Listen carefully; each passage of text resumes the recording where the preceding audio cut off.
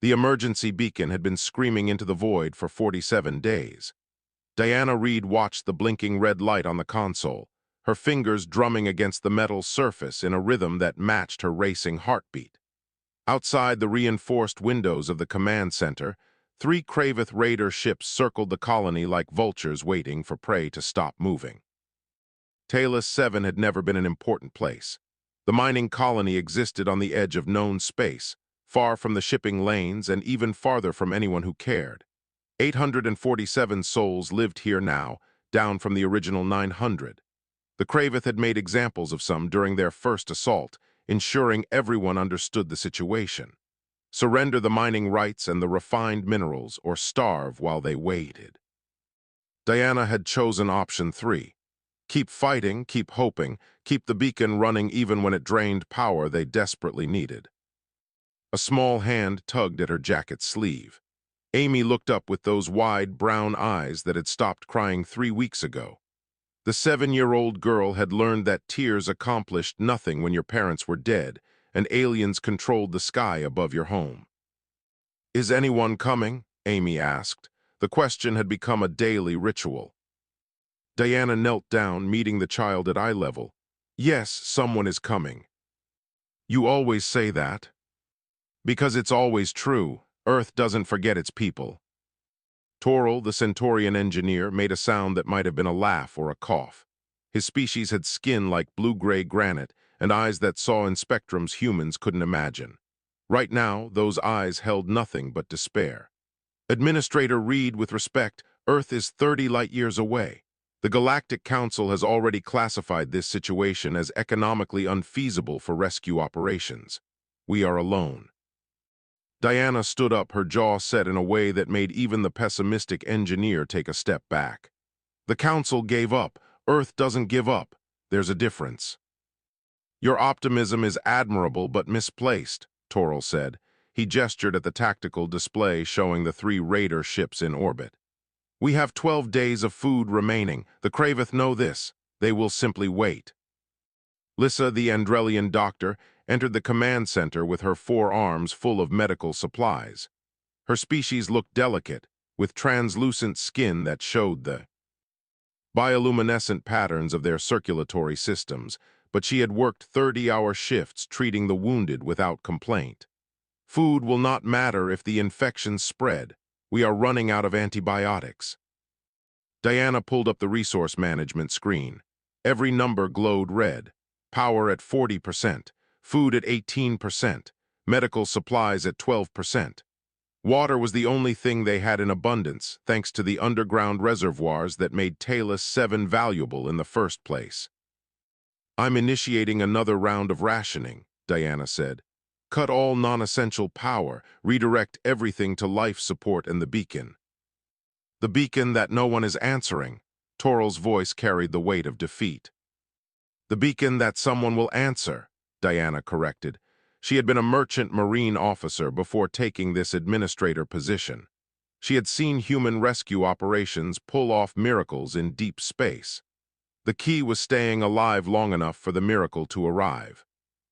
Amy wandered over to the window, pressing her small hands against the transparent aluminum. "Why are they so mean?" Lissa knelt beside the child, her voice gentle. "Because they see opportunity where we see home. Your species has a saying, yes, about one person's treasure being another's trash." "It's the other way around," Amy said. "One person's trash is another person's treasure." "Ah, yes, the Kravith see treasure. We are in their way." Diana joined them at the window. The Raider ships looked like mechanical beetles, all sharp angles and weapon ports. They moved in lazy patterns, confident in their control. Why wouldn't they be? No one was coming to challenge them. The Council had made that clear in their last transmission 2 weeks ago. The cost of sending a military force to Talos 7 exceeded the value of the colony and its inhabitants combined. Cold math, practical thinking. Everything that made the Galactic Council function efficiently also made it cruel. "I'm running another diagnostic on the beacon," Diana said, moving back to her console. "Toral, I need you to check the power relays. If we're going to broadcast, I want maximum range." "You're wasting power we cannot afford to waste," the engineer protested. Then stop arguing and help me waste it efficiently. Toril muttered something in his native language that the translator wisely chose not to interpret, but he moved to his station and began the diagnostics. That was the thing about the Centaurians. They complained constantly, but they always did the work. Hours passed. Diana made her rounds through the colony, checking on families huddled in their quarters, reassuring the scared, organizing the able-bodied into work details that kept them busy and gave them purpose. Leadership during a crisis meant lying with enough conviction that people believed things might be okay. She returned to the command center as the colony's primary star set below the horizon. Amy had fallen asleep in one of the chairs, covered with someone's jacket. Lissa monitored vital signs of patients in the medical bay remotely. Toril stared at his screens with the intensity of someone looking for hope in data. "Administrator," Toril said quietly, "long-range sensors are detecting something." Diana's heart jumped. The Kravith reinforcements. No, something else. Something very large just dropped out of faster-than-light travel at the edge of the system. Lissa moved to look at the sensor data. Her bioluminescent patterns flickered rapidly, a sign of surprise in her species. "That signature, it's massive, 20 times larger than the raider ships." Diana pulled up the identification protocols, her hands shaking as she entered the access codes. The system processed the transponder signal from the distant vessel. When the results appeared on screen, she had to read them 3 times to believe what she was seeing. "It's a Terran warship," she whispered. Toril's eyes widened. "Which one?" Diana looked at the designation, and a smile spread across her face for the first time in 47 days. TFS Relentless, Dreadnought class. The Centaurian engineer went very still. Even Lissa stopped moving, her luminescent patterns freezing in place. Everyone in the colony knew what a Dreadnought-class vessel meant. Earth built exactly 40 of them, and each one cost more than some planets' entire annual budgets. They weren't exploration ships. They weren't cargo haulers. They were built for one purpose only. "War, wake everyone up," Diana said, her voice steady despite the tears forming in her eyes. "Tell them Earth heard us. Tell them the scariest ship in the Terran fleet just arrived." Outside, the Kravith raiders had detected the new arrival too. Their lazy patrol patterns became frantic maneuvers as they tried to identify the threat. Diana watched their communications spike. With activity, imagining the panic spreading through their command structure. They had made a mistake 47 days ago. They had attacked a human colony and assumed no one would care enough to respond. They were about to learn why that assumption was fatal. Dravik had been raiding colonies for 12 years. He knew when prey was cornered and when predators approached. The massive ship emerging from faster-than-light travel was definitely the latter. His tactical officer, a younger Kravith named Shrell, zoomed in on the vessel's profile. The image that appeared made Dravik's blood run cold. He had heard stories about human dreadnoughts in raider bars across 3 sectors. Most of them seemed like exaggerations meant to scare new crews. Looking at the TFS Relentless now, he realized the stories had undersold the threat. The ship measured nearly 3 kilometers from bow to stern. Its hull was gunmetal gray, designed to absorb sensor scans and weapons fire with equal efficiency. Weapons bristled from every surface. Railgun batteries, missile tubes, energy projectors, and several systems that violated at least 4 different galactic warfare treaties. Humans had signed those treaties but added a clause. In defense of human civilians, all restrictions were void. "War leader, what are your orders?" Shrell asked, his clawed hands hovering over the weapon controls. Dravik watched the dreadnought glide through space with the confidence of something that had never lost a fight.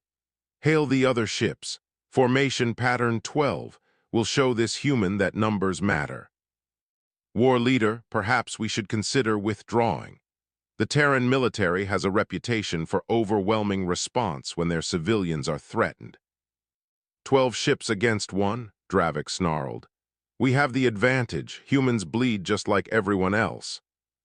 What Dravik didn't mention was the sinking feeling in his gut. He had heard about the Relentless specifically. 3 years ago, it had ended a slave trading operation in the outer reaches. The slavers had 20 ships and defensive platforms. The Relentless destroyed them all in under an hour and recovered 2,000 captives. There were no survivors among the slavers to tell their side of the story. 2 months ago, at the Broken Ring Nebula, a pirate armada had tried to ambush the Relentless during a supply run. 43 pirate vessels swarmed the dreadnought, thinking they had found an easy target. The battle lasted 17 minutes. 43 pirate ships became debris. The Relentless didn't even request repairs afterward.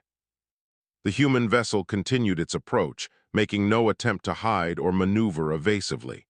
It simply aimed at Talos 7 and accelerated. At 1 hour from the colony, it sent a broadcast on all frequencies. A woman's voice filled every Kravith bridge. Calm, professional, utterly devoid of fear or mercy. "This is Captain Rachel Ortiz of the Terran fleet ship Relentless. You are in violation of interstellar law and have attacked human civilians. Evacuate this system immediately. You have 1 hour to comply." Dravik looked at his fleet disposition. 8 of his ships had taken position around the colony. 4 more were returning from a scouting mission.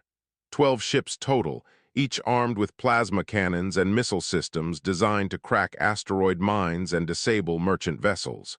Against 1 dreadnought, even a human one, the numbers should be enough. "Send a response," Dravik ordered. "We are operating under salvage rights in unclaimed territory.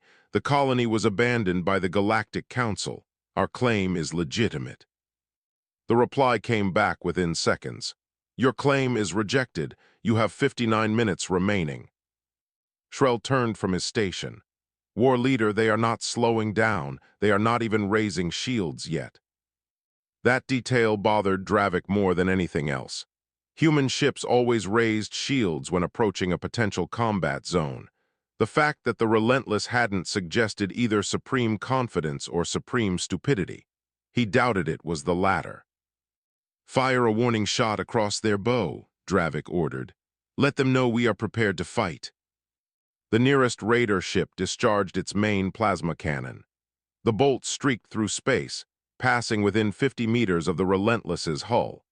At that range, the superheated plasma should have triggered automatic defensive responses, maybe even caused minor shield fluctuations. The dreadnought didn't react at all. It maintained course and speed as if the shot had never been fired.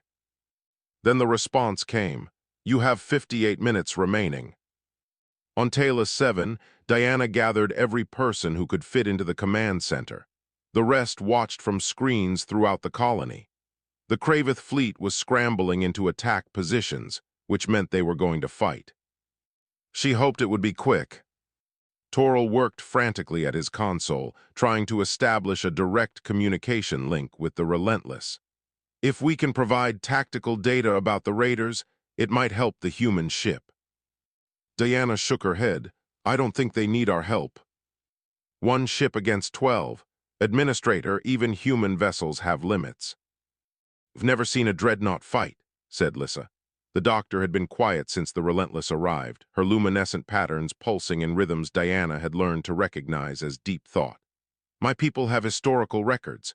20 years ago, during the Frontier Wars, a single human dreadnought held off an invasion fleet of 70 ships for 3 days while colonists evacuated. The humans lost the dreadnought but saved 40,000 lives. They built 6 more dreadnoughts the following year." "What?" Amy pressed her face against the window. "Are they going to shoot the bad ships?" "Yes, sweetheart," Diana said softly. "They're going to make sure the bad ships can't hurt anyone else." The hour counted down with agonizing slowness. Diana watched the Kravith ships form attack patterns that probably looked impressive in their tactical simulations. Against the approaching dreadnought, they looked like insects preparing to fight a boot. At 10 minutes remaining, 4 of the Kravith ships broke formation and began accelerating out of the system. Dravik's fleet was already fragmenting. The ones who had heard the stories were running. The ones who hadn't were about to learn. At 1 minute remaining, the Relentless broadcast again. "Final warning, surrender or be engaged." Dravik made his choice. All ships opened fire. 12 raider vessels unleashed everything they had. Plasma bolts, missiles, kinetic rounds, experimental weapons they had stolen from military convoys over the years. The combined firepower lit up space like a small sun, all of it converging on the human dreadnought. The Relentless raised its shields. The barrage that should have crippled any normal vessel splashed against the shield envelope like rain against a mountain. The dreadnought shrugged off the attack, its shield generators barely registering the strain. Then it returned fire. Human railguns were different from other species' weapons. They didn't use energy or plasma. They used math, physics, and solid metal projectiles accelerated to a significant fraction of light speed. When a tungsten rod traveling at relativistic velocity hit a raider ship, it didn't explode dramatically. It simply punched through shields, armor, and hull like they were paper. The first raider lost its engine section. The second lost its bridge. The third and fourth were cut in half by a single shot that went through both of them. In the space of 12 seconds, 8 raider ships went from combat-ready to disabled hulks drifting through space. The remaining 4 ships, including Dravik's flagship, frantically tried to turn and run. The Relentless targeted their engines with surgical precision. 4 more shots. 4 more ships dead in space, their crews still alive but utterly helpless. Then the human ship broadcast one more time. "Evacuate to your life pods immediately. You have 5 minutes before we destroy your vessels completely."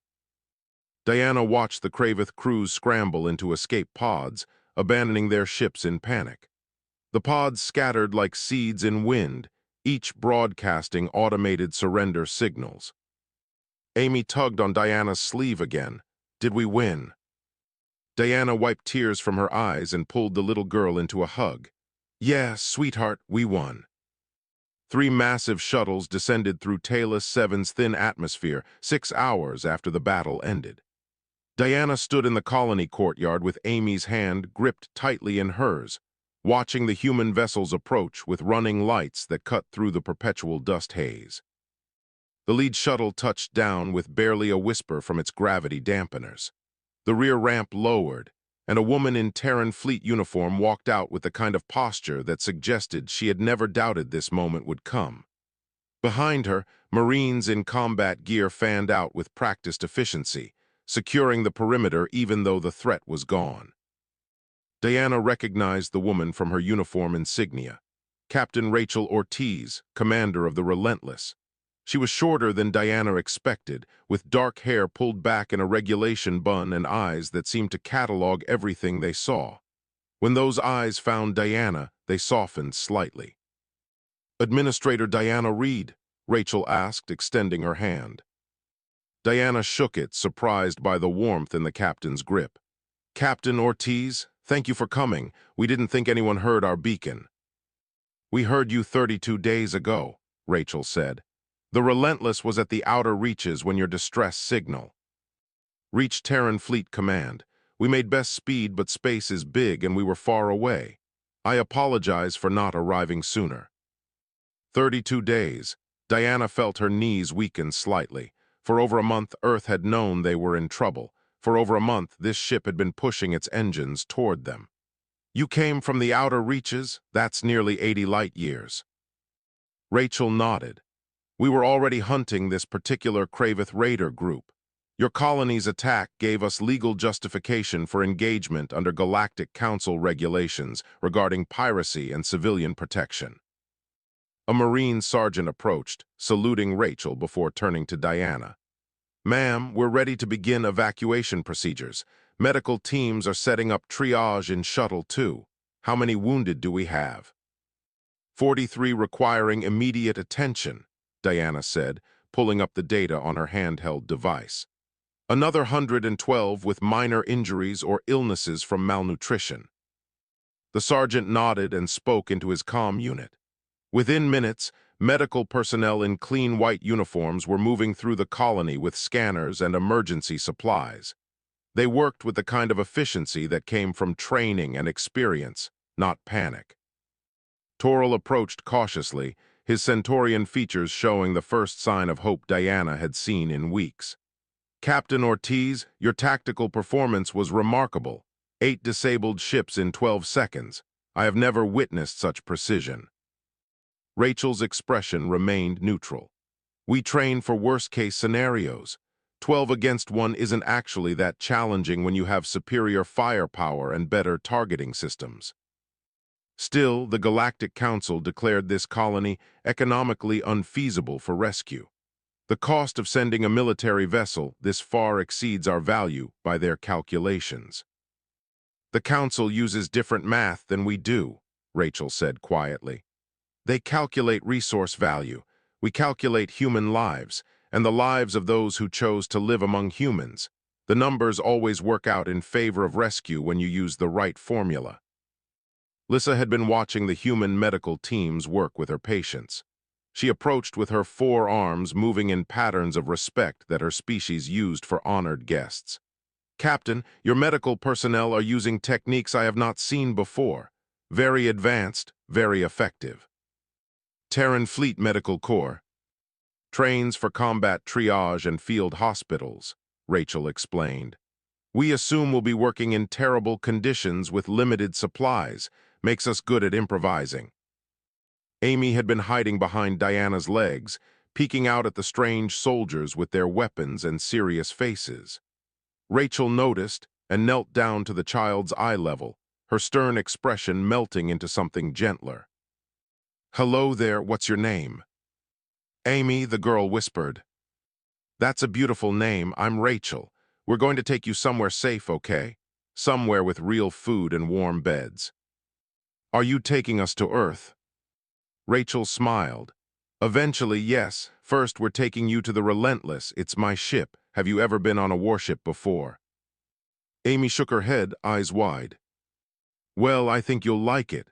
We have a whole section set up just for families, and the mess hall makes the best chocolate cake in the fleet." The mention of chocolate cake made Amy's stomach growl audibly. She hadn't tasted anything sweet in over a month. Rachel stood and gestured to a young Marine nearby. "Corporal Williams, would you escort Amy and her guardian to Shuttle 1? Make sure she gets fed before we lift off." The evacuation took 4 hours.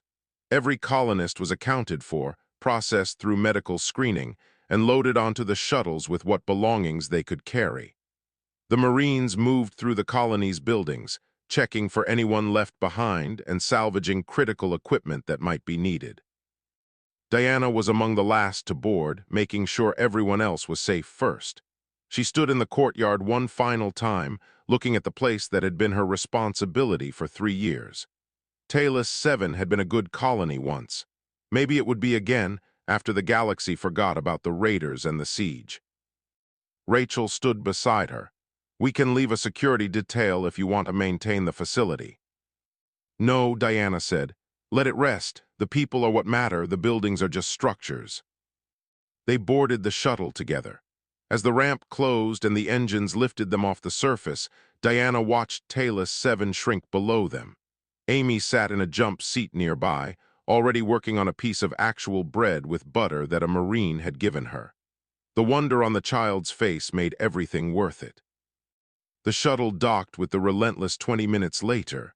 The airlock opened, and Diana got her first look at the interior of a Terran dreadnought. It was nothing like civilian vessels. Every surface was reinforced metal, every corridor wide enough for Marines in full combat gear to move quickly. Signs in multiple languages directed traffic flow. Damage control stations sat ready at regular intervals. But in the main reception bay, someone had set up tables with hot food. Real food, not ration packs. Steam rose from containers of soup, vegetables, protein dishes from a dozen different species cuisines. A human crew member in kitchen whites smiled at the arriving colonists. "Welcome aboard the Relentless. Please eat as much as you want. We've got plenty." Toral stared at the spread with something close to disbelief. "You prepared food for all of us? 800 people from multiple species with different dietary requirements." The cook shrugged. "We had 6 hours notice you were coming. That's plenty of time. Besides, the captain always says feeding people is the first step in helping them feel safe." Diana found herself smiling for what felt like the first time in forever. Earth hadn't just sent a warship. They had sent people who understood that rescue meant more than just military extraction. It meant dignity, comfort, and the small kindnesses that reminded you that you mattered. Rachel appeared beside her again. Your people will be housed in temporary quarters until we can arrange transport. It'll be tight but comfortable. We'll reach Council Station Meridian in 12 days. And then, Diana asked, then you decide. Return to your home planets, resettle somewhere else, or come to Earth. The choice is yours. The Terran government has refugee programs for situations exactly like this. What about the Raiders? Rachel's expression hardened slightly. The ones in the life pods are being collected by Galactic Council security. They'll face trial. As for the ones who escaped, we're tracking them. How many escaped? 4 ships fled before the engagement. We have their engine signatures. They won't get far. Diana understood what wasn't being said. The Relentless wasn't done hunting. Not yet. The Relentless had been in faster-than-light travel for 6 days when Rachel called Diana to the bridge. The colonist-turned-observer had spent the time helping survivors settle in, working with the ship's social services team to process trauma and plan futures. She had expected to spend the entire journey. To Council Station, Meridian doing exactly that. The bridge of a Terran dreadnought was nothing like the civilian vessel bridges Diana had worked on during her merchant marine days. This was a command center designed for war. Multiple tactical displays showed 3-dimensional representations of space around them. Crew members sat at stations managing weapons, shields, sensors, and a dozen other systems Diana couldn't identify. Everything was efficient, professional, and slightly intimidating. Rachel stood near the central command chair, reviewing data with her first officer, a tall woman named Chen with sharp eyes and sharper instincts. They both looked up as Diana entered. Administrator Reed, thank you for coming, Rachel said. We've located the 4 raider ships that escaped from Talos 7. Diana felt her pulse quicken. Where are they? Chen pulled up a star map on the main display. 8 light-years from here, in the Kessler asteroid field. Long-range drones tracked them to a hidden base. It appears to be a major hub for their operations.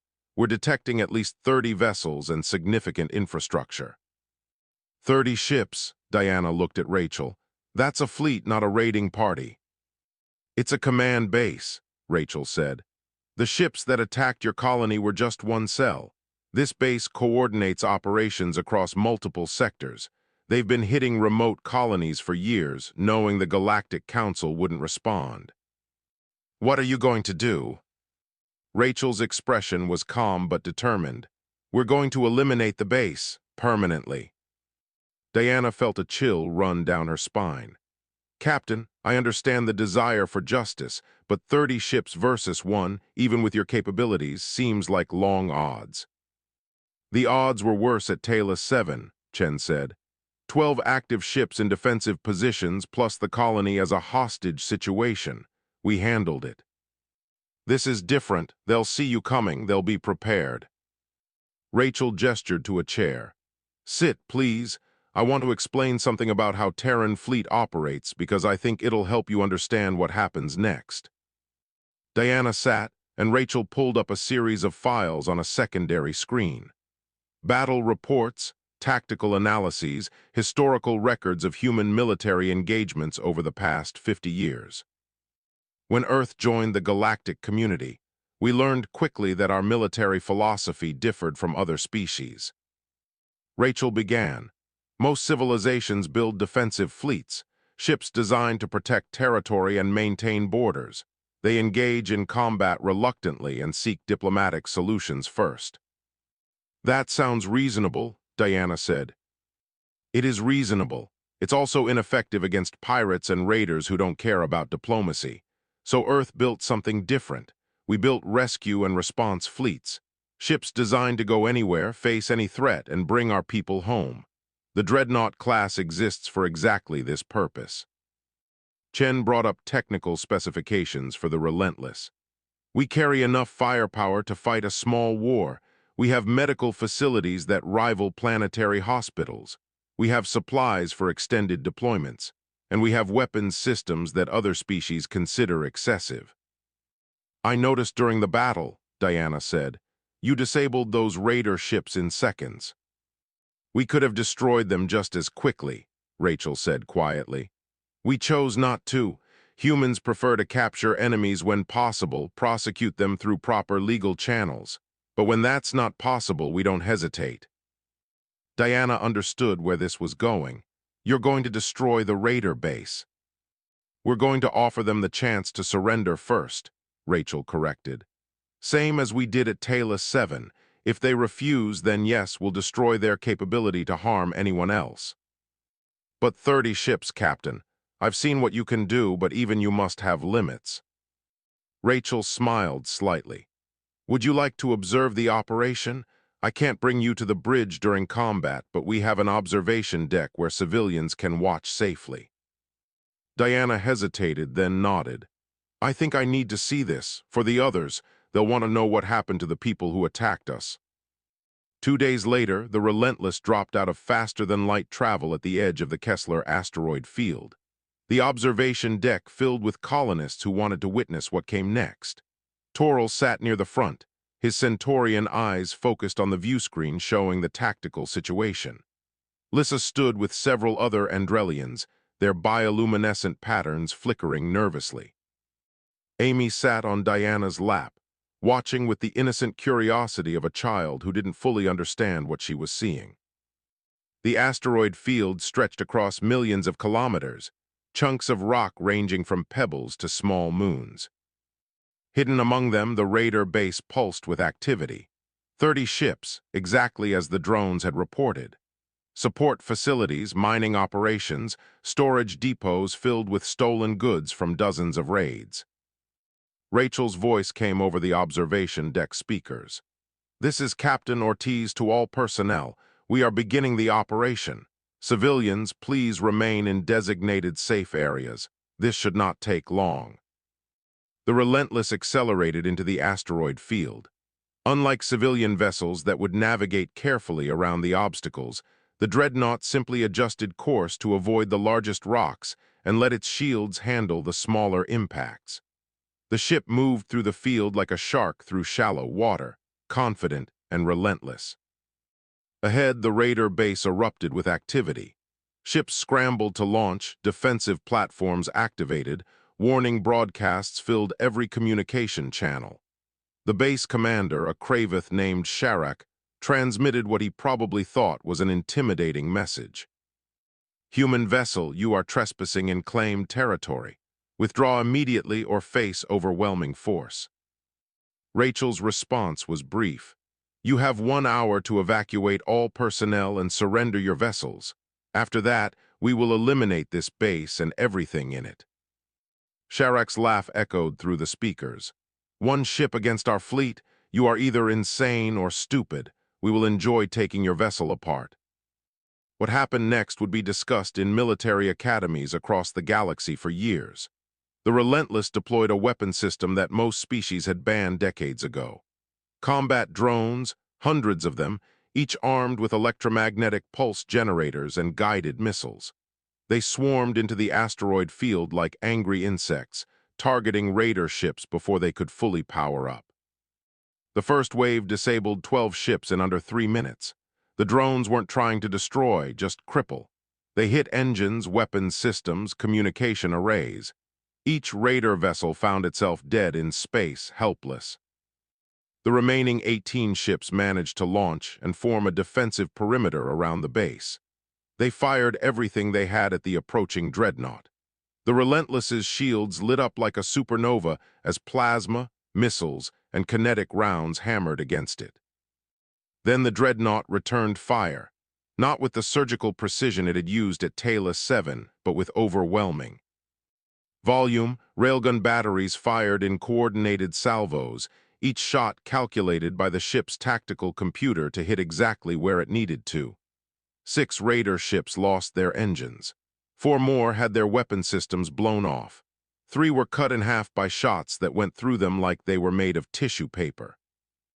The remaining 5 ships broke formation and tried to scatter.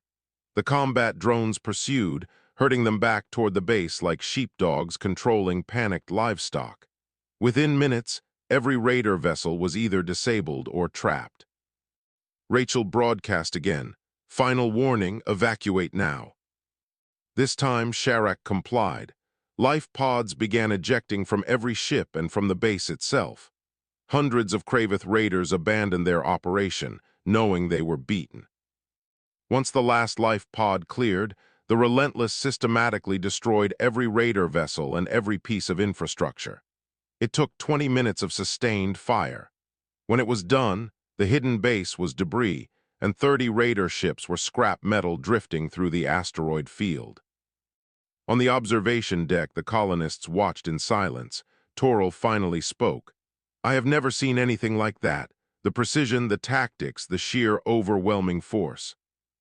"That's why Earth builds ships like this," Diana said softly. "Not because they want to, but because someone has to stand between civilians and the people who prey on them." Amy looked up at her. "Are the bad people gone now?" Diana hugged the child close. "Yes, sweetheart, the bad people are gone." Council Station Meridian hung in space like a jewel, its rotating rings generating artificial gravity for the thousands of beings who lived and worked within its walls. The station served as a neutral ground for galactic diplomacy, trade negotiations, and occasionally the transfer of prisoners. The Relentless docked at the military port, where Galactic Council security forces waited to take custody of over 400 Kravith raiders currently held in the Dreadnought's brig. Diana watched the transfer from an observation window, feeling a strange mix of satisfaction and emptiness. The raiders would face trial, probably spend decades in rehabilitation facilities designed to reform pirates into productive citizens. It felt insufficient compared to what they had done, but it was justice under galactic law. Rachel found her there, out of uniform for the first time since. Diana had met her. She wore simple civilian clothes and looked younger without the weight of command responsibility visible on her shoulders. "They'll be processed within 48 hours, Rachel said. "The Council moves quickly when we hand them evidence this comprehensive. Battle recordings, confession logs, cargo manifests of stolen goods. The prosecution won't even need to work hard." "Will it matter?" Diana asked. "There are probably 100 other raider groups operating in remote space right now, knowing the Council won't spend resources hunting them." "Probably," Rachel admitted. "But one less group means fewer victims. We take the wins we can get." They stood in comfortable silence for a moment before Rachel continued. "I need to discuss your next steps. The Terran government has authorized refugee status for all Talos 7 survivors. That means transport to Earth, temporary housing, job placement assistance, and a path to citizenship if desired. But it's not mandatory. Anyone who wants to return to their home planets will receive the same level of support." "How many are choosing Earth?" "Last count 214 out of 847, including Toril, Lissa, Amy and her aunt, and you." Diana turned to look at the captain. "You assumed I was going to Earth. You never stopped believing we would come. That suggests a connection to humanity that goes beyond just being a colony administrator. Am I wrong?" Diana smiled. "No, you're right. I served in the Merchant Marine for 8 years before taking the Talos 7 position. I've seen how Earth operates, how humans approach problems that other species walk away from. After the last 2 months, I can't imagine going anywhere else." "Good, because I have a proposal for you. The Terran government is establishing a new liaison position at Council Station Meridian. Someone to coordinate between human rescue operations and the Council's bureaucratic systems. Someone who understands both civilian administration and how critical every minute is during a crisis. The job is yours if you want it." Diana's eyes widened. "You want me to work for Terran Fleet?" "Not for the fleet exactly. For Earth's diplomatic corps, but coordinating with military operations. Your job would be making sure that what happened at Talos 7 doesn't happen again. When a colony calls for help, you would cut through the red tape and get the information." To the people who can respond.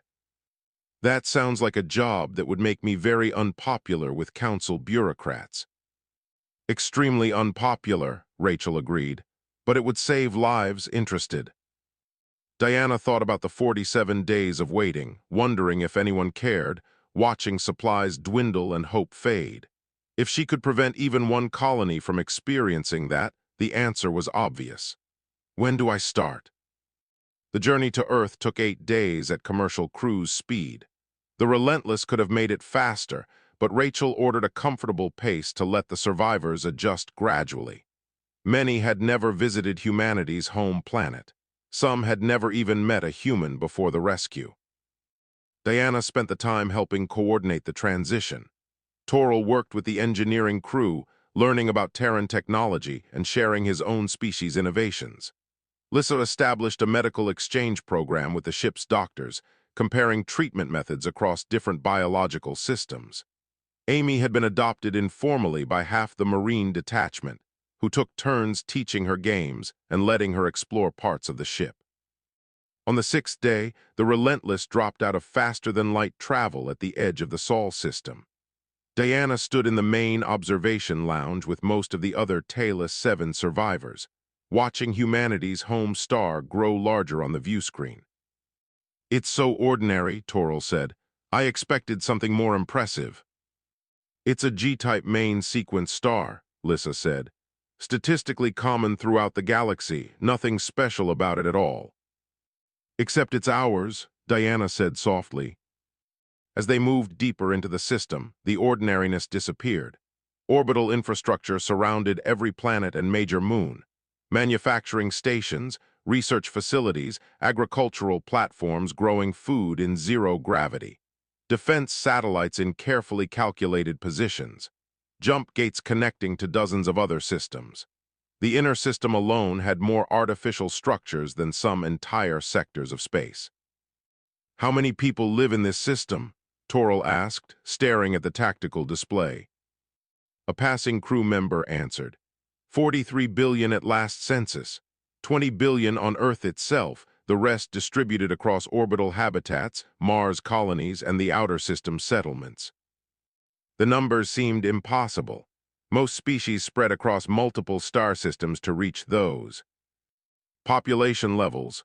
Humans had packed it all into their home system, maintaining connections despite the distances. Then Earth itself came into view, and conversation in the observation lounge stopped. The planet rotated slowly on the view screen, showing continents and oceans under swirling white clouds. City lights sparkled on the night side, concentrated in massive metropolitan regions that stretched for hundreds of kilometers. The day side showed green landmasses and blue water, exactly like the pictures in textbooks, but more vibrant and alive than any image could capture. Amy pressed her hands against the window. "It's blue. Why is it so blue?" "Water," Diana explained. "Earth has more liquid water on its surface than most planets have in their entire systems. That's why humans are so good at surviving. They come from a world covered in the galaxy's most valuable resource." Toril's analytical mind processed what he was seeing. The population density in those urban areas must be extreme. How do they maintain social cohesion with so many individuals in close proximity? "Practice," Diana said. "Humans have been crowding together in cities for thousands of years. They learned how to make it work." The Relentless maneuvered toward a massive orbital station marked as Terran Central, one of 6 primary stations handling traffic to and from Earth's surface. Dozens of ships of various sizes moved in organized patterns, guided by traffic control systems that made the chaos look like choreographed dance. Rachel's voice came over the intercom. "All passengers will be docking at Terran Central in approximately 1 hour. Ground transport to the surface will be available immediately after customs processing. On behalf of the crew of the Relentless, welcome to Earth." The customs processing turned out to be surprisingly efficient. Each survivor was interviewed briefly, biometric data recorded for their temporary identification papers, and assigned a support coordinator who would help them navigate their first weeks on Earth. Families were kept together. Medical needs were noted and appointments scheduled. Everything moved with the same precision that had characterized the rescue operation. Diana cleared customs quickly thanks to her merchant marine credentials already in the system. She found herself in the main concourse of Terran Central, watching the survivors disperse with their coordinators toward different shuttle gates. Some were heading to cities on Earth's surface, others to training facilities for job placement, a few to medical centers for long-term treatment. Amy ran up to her, pulling her aunt along. "Miss Diana, we're going to San Francisco. My coordinator says they have a whole district for Andrelian families there." Diana knelt down, giving the girl a hug. "That's wonderful, sweetheart. You're going to love it." "Will we see you again?" "Absolutely. I'll be working at the council station, but I'll visit Earth regularly. We'll stay in touch, I promise." Toril approached next, looking uncertain despite his usual confidence. "Administrator Reed, I wanted to thank you for not giving up on Taylor 7, for believing rescue would come." "I didn't do anything except keep people alive long enough for Earth to arrive," Diana said. "That's what we do, right? We survive until help shows up." "Still, your faith was vindicated. Earth did come, and now I understand why you believed so strongly." He gestured at the massive station around them, the thousands of humans and other species moving through it with purpose and direction. "This is a civilization that takes care of its people, all of its people, not just the profitable ones." Lissa joined them, her bioluminescent patterns glowing with contentment. "I have accepted a research position at the Terran Medical Institute. They are very interested in cross-species treatment protocols. It seems Earth is always looking for ways to help everyone, not just humans." Diana felt pride swell in her chest. Not for herself, but for the world that had built all of this. The world that sent ships like the Relentless to save colonies that other civilizations had written off as losses. The world that welcomed refugees and gave them real opportunities instead of just charity. Rachel found her in the crowd, still in civilian clothes. "Your shuttle to the surface leaves in 2 hours. Your new office at the council station will be ready in 3 weeks. Until then, enjoy Earth. See what you've been working to get back to." Diana looked out the station's massive windows at the blue planet below. Somewhere down there, people were going about their lives, unaware that 800 survivors from a forgotten mining colony had just arrived. They didn't need to know. Earth rescued people not for recognition, but because it was the right thing to do. "Thank you," Captain Diana said, "for everything." "Thank the people who built the beacon network that heard your distress call," Rachel replied.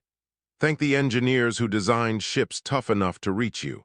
Thank the politicians who funded a rescue fleet that operates at a loss. I just fly the ship." "You do more than that, and you know it." Rachel smiled. "Maybe, but there are 40 more dreadnoughts out there, each with captains doing the same thing. We're not special. We're just humans doing what humans do." "Which is?" "Refusing to accept that anyone is too far away to save." 6 months had passed since the Taylor 7 rescue.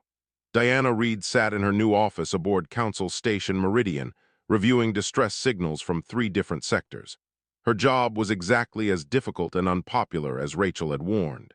The council bureaucrats hated her because she bypassed their careful cost-benefit analyses and called for rescue operations they deemed unnecessary. The rescued colonists loved her because she was the reason ships actually came. Today's signals included a mining operation in the outer reaches reporting equipment failures, a research station near an unstable star requesting evacuation assistance, and a colony ship that had suffered engine damage mid-journey. None were emergencies yet, but all could become disasters without intervention. Diana prioritized them quickly, sent the information to Terran Fleet Command, and copied the Galactic Council's Rescue Coordination Office. Within an hour, she had responses. The Council estimated response times at 6 weeks for the mining operation, 4 weeks for the research station, and recommended the colony ship attempt repairs on their own. Terran Fleet estimated 72 hours for all 3 situations. Diana approved the human response plan and prepared for the inevitable angry message from the council coordinator. It arrived within minutes. Administrator Reed, you cannot simply authorize military deployments without council approval. There are protocols, budgetary considerations, jurisdictional questions that must be addressed. Diana typed her response carefully. The protocols you mention have a 48% failure rate in preventing civilian casualties. The Terran fleet has a 2% failure rate. I will continue prioritizing effectiveness over bureaucracy. If the council wishes to discipline me, I welcome the conversation. She never received a response to that message. The council knew that any formal complaint against her would require them to explain why they opposed rescue operations. That was a public relations nightmare they preferred to avoid. Her desk terminal chimed with an incoming call. Rachel's face appeared on the screen, the bridge of the relentless visible behind her. Diana, we're inbound to your location, dropping out of FTL in approximately 30 minutes. Thought you might want to grab lunch. Lunch sounds excellent, Diana said, smiling. How was the patrol? Quiet for once. We escorted a colony ship through the neutral zone, inspected 3 commercial freighters for contraband, and managed not to shoot anyone. I'm calling it a successful month. After the call ended, Diana finished her immediate work and headed to the station's diplomatic quarter. Council Station Meridian was massive, housing representatives from over 200 species and serving as the primary hub for interstellar politics. She had learned to navigate its corridors and conference rooms with the same determination that had kept Talus 7 alive. The restaurant Rachel had chosen was a human-operated establishment that served food from Earth and its colonies. Diana arrived first and selected a table near the windows overlooking the docking bays. She watched the relentless glide into its berth, the massive dreadnought dwarfing the civilian vessels around it.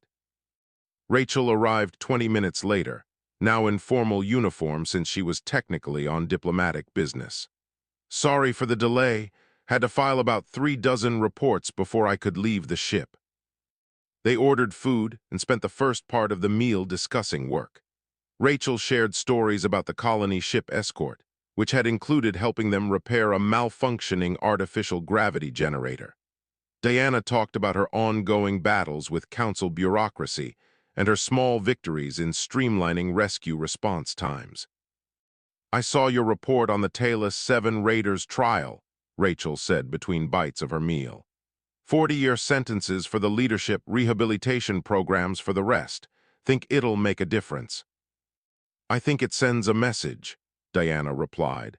The galaxy knows now that attacking human colonies has consequences. Several raider groups have shifted operations to avoid human-populated areas entirely. That just means they're hitting someone else. Instead, true, but the Council is slowly learning from our example. 3 other species have started funding their own rapid response fleets. It's not as comprehensive as what Earth does, but it's a start. Their conversation was interrupted by a commotion near the restaurant entrance. Diana turned to see Toril entering with a group of Centaurian engineers, all wearing badges indicating they worked for Terran Fleet's Engineering Corps. The former colonists spotted Diana and immediately changed course toward their table. Administrator Reed, Captain Ortiz, what an unexpected pleasure. Toril's normally reserved demeanor had been replaced with genuine enthusiasm. I wanted to thank you both again. I have been working on the new colony ship designs, incorporating Centaurian structural concepts with human redundancy systems. It is the most fulfilling work of my career. I'm glad to hear it, Diana said warmly. How's the rest of your family adjusting to Earth? Wonderfully. My spawn mate has started teaching Centaurian mathematics at the university in New Tokyo. My offspring have made more friends than I thought possible. Earth is very good at making people feel welcome. After Toril rejoined his group, Rachel leaned back in her chair. You know what I find interesting? 6 months ago, he was convinced we were all going to die. Now he's designing colony ships and praising human culture.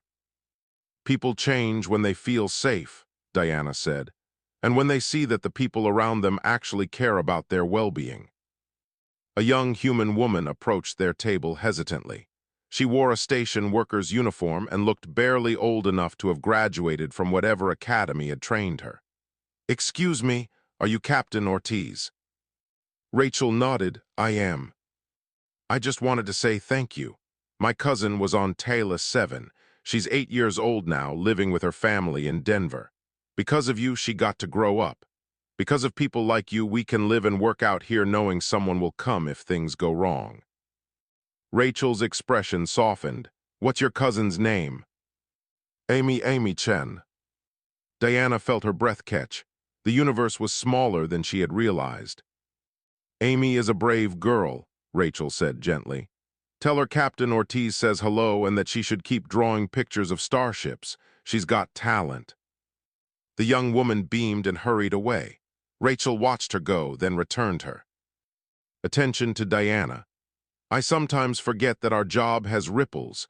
We rescue people, but we're also rescuing everyone connected to those people. Every friend, family member, future relationship that person will have. That's why Earth does it," Diana said. "Not because the math works out, but because every life saved creates exponential value that can't be calculated on a spreadsheet." They finished their meal and parted ways, Rachel returning to her ship and Diana to her office. But before she left, Rachel stopped and looked back. "By the way, Fleet Command is assigning 2 more dreadnoughts to this sector, and they're funding 3 new rapid response cruisers specifically for rescue operations. Your reports convince them there's a need." Diana felt a surge of satisfaction. "Good, maybe we can reduce response times even further." "Maybe we can," Rachel agreed. "Keep fighting the good fight, Administrator. Someone has to make sure the bureaucrats remember their job is to help people, not manage resources." That evening, Diana stood in her quarters looking out at the stars. Somewhere out there, colonies existed that didn't even know they might need help someday. Mining operations, research stations, colony ships traveling between systems. Thousands of places where people lived and worked, far from the protection of planetary defense grids or military patrols. But they weren't alone. Earth was listening.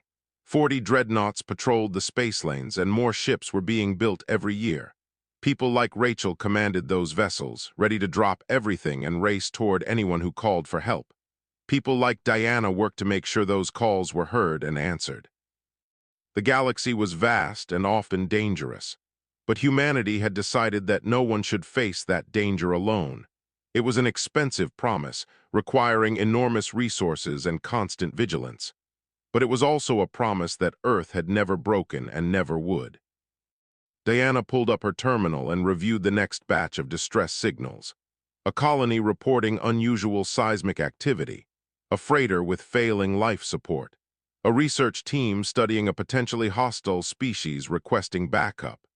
She categorized each one, assigned priority levels, and began drafting the response recommendations. Somewhere in the void, people were hoping someone would hear them. Diana would make sure someone did. That was her job now. That was Earth's job. And unlike the Galactic Council with its careful calculations and resource management, Earth had learned long ago that some promises were worth keeping regardless of the cost. The blue planet had survived ice ages, wars, plagues, and near extinctions. Its people had learned that survival meant cooperation, compassion, and the stubborn refusal to abandon anyone who needed help. They had taken that lesson into space with them, building a fleet that existed not to conquer or dominate, but to ensure that anyone who called for help would receive an answer. They believed no rescue was coming. They were wrong. Earth's most dangerous ships were always coming, always listening, always ready, because that was what humans did. That was what humans would always do. And the galaxy was slowly learning that when Earth made a promise, they kept it. No matter how far, no matter how dangerous, no matter what it cost, some things were more valuable than efficient resource allocation. Some things mattered more than favorable cost-benefit ratios. Every life was worth saving. Every call for help deserved an answer. Every person abandoned by bureaucracy and calculation deserved someone willing to fight for them. Earth had become that someone, and they were just getting started.